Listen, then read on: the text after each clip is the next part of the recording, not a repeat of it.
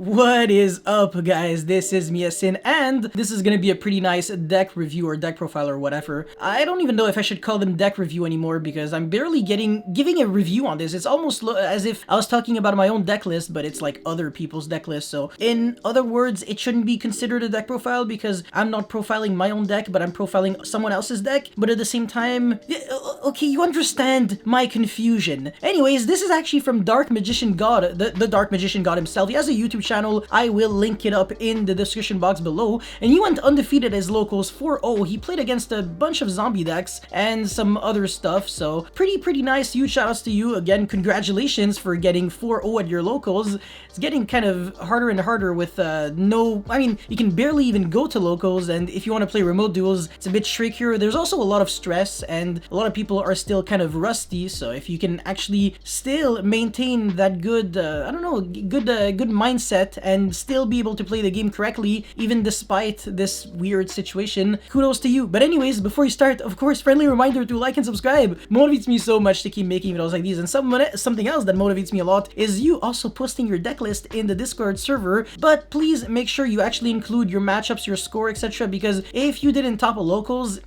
might be a bit harder for me to accept you in the deck review, but don't worry, you should definitely still have a chance at least. I'm going to try to feature even people who never top. But anyways, so of course he's starting with 3 Dark Magician. Kind of makes sense in a Dark Magician deck, but at the same time you can kind of argue that this could work as a 2 of as well. Next up is Red Eyes Black Dragon, of course, because he's playing Red Eyes Fusion, otherwise this card's just not really good. Interesting that he's always going for all the alt arts. Yeah, okay, sure. And Dark Magician Girl, yes, that is also kind of, yeah, the thing is, it's kind of like a win more, but I can understand if you're only playing it like for Magician. Is it because of Souls? No, it's because you get 1 extra draw with Skull Servant. Skull Servant, oh my god, Soul Servant. And this guy, the Dark Magicians, well, this guy slash girl, because it's kind of like 2 people, becomes better. So yeah, it's pretty cool. But apart from that, it doesn't really have an effect. It's basically a vanilla monster. At best, it's a 2900 attack monster, and at worst, it's a 2000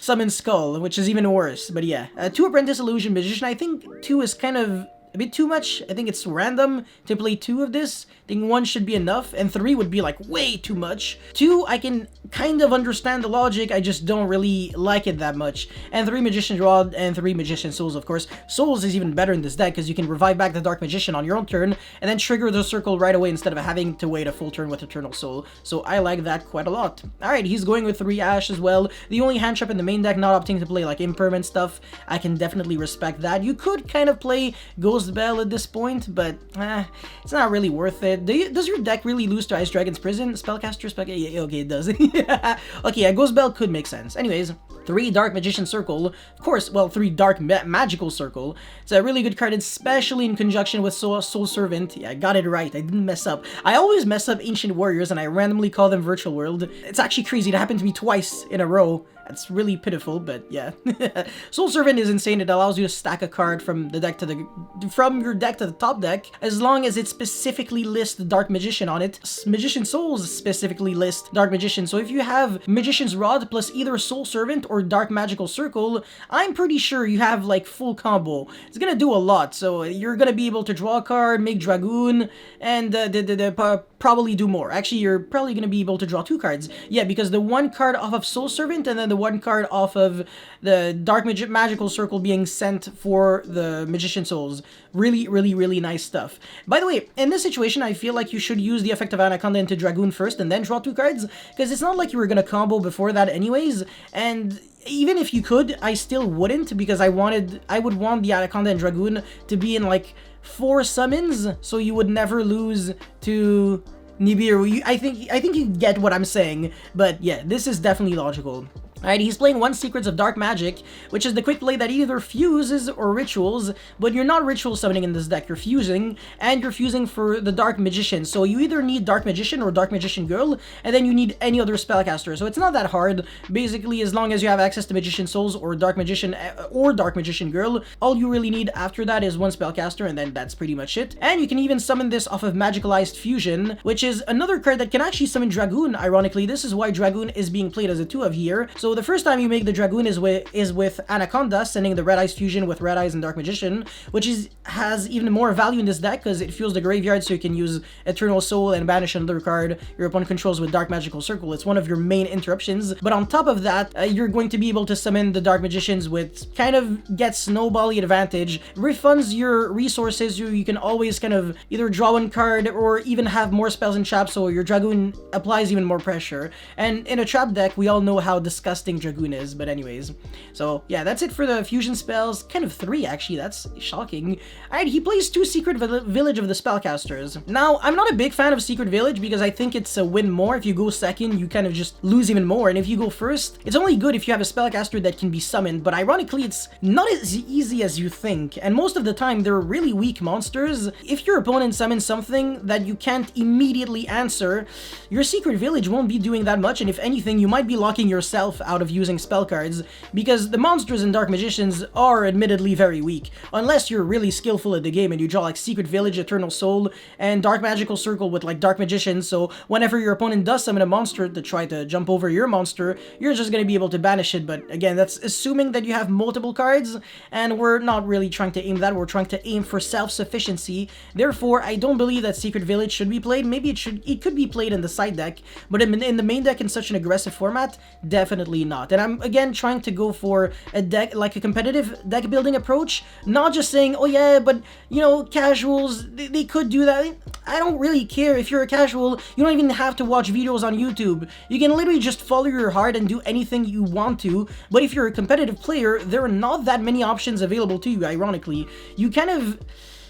You know, the term I was looking before was streamlined. There are certain decks that are just kind of... There's kind of like a meta way to play them, and you can't really say, oh yeah, but I'm just gonna screw that over completely and play my version of it, and it's gonna be meta. If you're doing that, you have to invest a lot of effort in it, otherwise it might end up being just a total mess. But yeah, I mean, for the most part, this deck list is really, really good. I like it, personally. I look at it and I'm like, oh, this isn't just another one of those rogue, casual, garbage versions of Dark Magicians, because I feel like in theory, Dark Magicians are not really far off from being meta. If anything, they're even closer to being meta than Blue Eyes.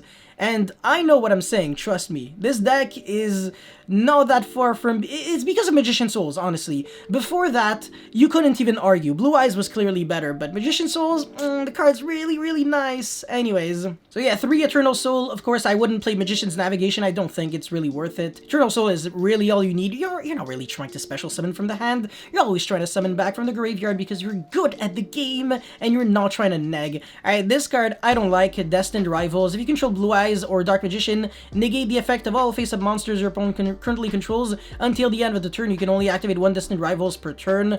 This card, I am very well aware that it is searchable because it specifically lists Dark Magician, but that doesn't make up for the fact that the effect of the card is dreadful. It's basically Dark Magic attack, but for monster negation, and it's a trap card, which is garbage for multiple reasons. First of all, it's a trap card and not a quick play spell. Should have been a quick play spell, because summoning Dark Magician is already a miracle. It's really not as easy as you think. It's almost as difficult as summoning Altergeist Hextia, which is one of the hardest monsters to summon in the entire game of Yu-Gi-Oh! The majority of the games you're losing in Altergeist, it's because you can't get anything started. It's not because your opponent grinded you out. The moment you summon Hextia, you should win. The moment you summon Dark Magician, and you get your engine going, you should also win. It means that your opponent isn't able to apply enough pressure to the point where he can control what you're doing, and this is exactly what you're trying to aim in competitive gameplay. So a card that relies on you already being in a good spot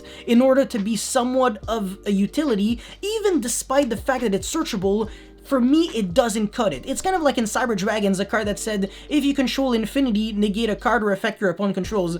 Oh yeah, but it's an Omni-negate. Who cares? I need to control Infinity. What if my hand doesn't allow me to get there? Well, I lose, and it's not even like you could say, oh yeah, but this card has a broken effect. It really doesn't. I'd rather draw a Solemn Strike. Even if I have a Dark Magician, I'd rather draw Strike. It's that much...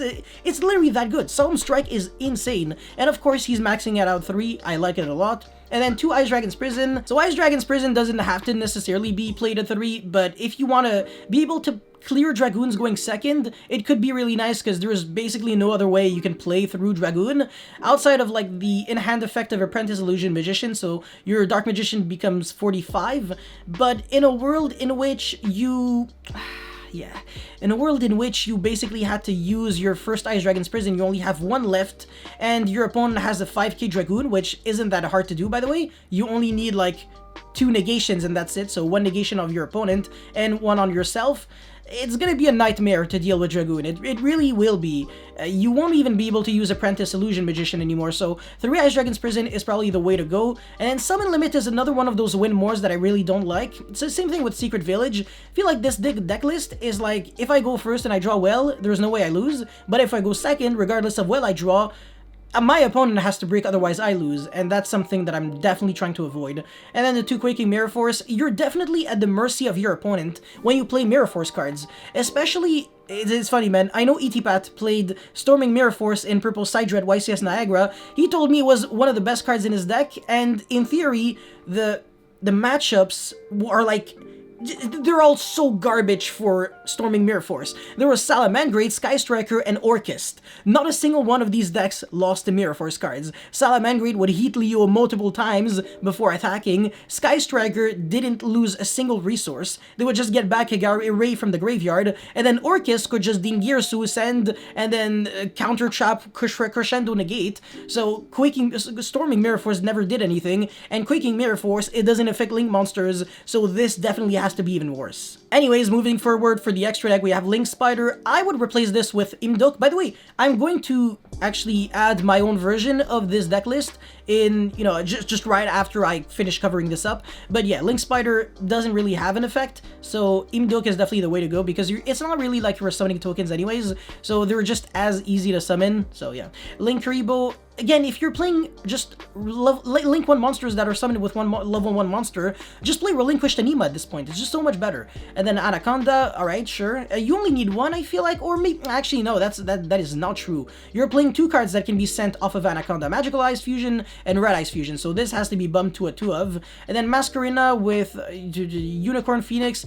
This, I don't really see Masquerina play coming up super often, especially since the discards, they kind of look expensive, and you need a lot of materials. Alright, Celine, that I like. Yeah, sure, it could make sense. And then BLS Link, Access Code, Ebon Illusion, Red Eyes Flare, Big Eye, the Dark Magicians, and Double Dragoon.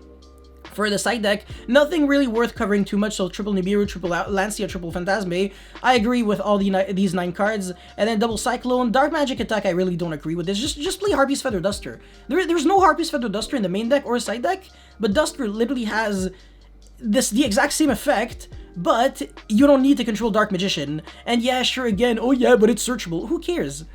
Who cares? If you search Dark Magic Attack in front of your opponent's face while you have Dark Magician on the field, do you really think they're just gonna let you do everything you want and just be like, yeah, sure, destroy all my cards, it's fine, I'm not gonna chain anything, I'm not gonna do anything? Of course not. This rarely resolves. And trust me, I've been there. I literally have been there. Anyways, 3 evenly matched. Nobody's really siding Lancia against you, so evenly is definitely a pretty respectable card. But that is it for his deck list. Let's get into mine. Alrighty, so this is my deck list, and as you can see, I actually changed up the artworks, even though it doesn't really change jack. But yeah, so I'm playing 3 Dark Magician again, but the good-looking one.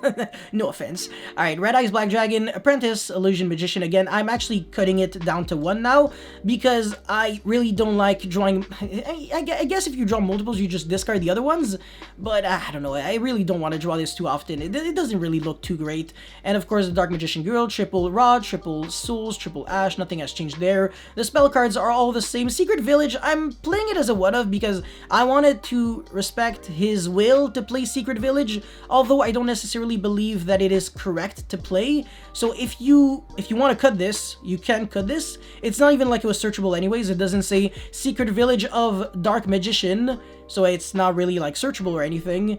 So yeah, it's just kind of awkward there, and then everything else is kind of the same. Alright, the trap lineup is where everything changes. So 3 Ice Prison instead of just 2, like I said. Torrential Tribute is a new addition. I wanted to play proactive spot removal, or like more like board-breaking trap cards, like Torrential plus Strike, or Ice Dragons plus Strike, or Punishment plus Strike. is really good going second. And going first, it's just as good as drawing Summon Limit, I feel like. Because you're making your opponent lose so many cards, and Summon Limit, it's a really good card, don't get me wrong, but it's horrible 50% of the time. And that 50% of the time is when you're going second. Whereas Torrential is great 50% of the time when you're going first, and it's very good the other 50% of the time when you're going second. So this is why I actually decided to go for that kind of logic instead. And the Summon Limit, as you can clearly tell, is in the side deck anyway, so it's not like you lost anything. 3, Drag My Punishment, because I just feel like you're not even summoning from your extra deck that often. You can literally just play Eternal Soul Control with Dark Magician, Dark Magical Circle. That's the real win condition of the deck. And besides, you can Dragoon pretty early or pretty late if you want to, so you're never really under the threat of having, under the pressure of having to summon from the extra deck really fast. It's kind of like Cyber Dragons where you can just take your time, it's not the end of the world, you're fine, you have other trap cards, so okay, just relax and you'll be good. And then yeah, 3 Eternal Soul, 3 Solemn Strike. For the extra deck, 2 punishments were added alongside the second Anaconda, as I said. Living Spider, I decided to keep it in because, whatever, I had the extra deck space. The Red Eyes Flare Metal Dragon just didn't do anything. I understand that you can revive back Red Eyes Black Dragon, but, I mean, come on. I don't know if it revives back a Red Eyes Monster or Red Eyes Black Dragon, though. Like a vanilla. Because if it can randomly revive back Dragoon of Red Eyes, yeah, keep playing Flare, but I don't think it does. Anyways, Mduk, of course, and Relinquished Anima. Now, for the side deck, Nibiru, I guess, is a 2 of now. 3 Lancia, 3 Drool and Logbird. The Phantasme, you definitely can play it. It's just I still wanted to play the Summon Limit in there, but at the same time, this deck is so good going first that I don't think you would need the Summon Limit necessarily. It's cool to have an insta-win, but if you really want to improve your win rate, you should focus on having a better going second, because clearly this deck lacks of any just push going second. You're obviously not breaking a board by comboing on your opponent's face, so all you can really do, honestly, is just hand trap your opponent so he passes on a weaker board, and then you can kind of grind from there. But anyways, that's really all I had to say and showcase for this Dark Magician deck review or deck profile or whatever. Let me know your guys' thoughts on the comment section below, and of course, don't forget to like and subscribe. It motivates me so much to keep making videos like these, and I will see you next time. Peace.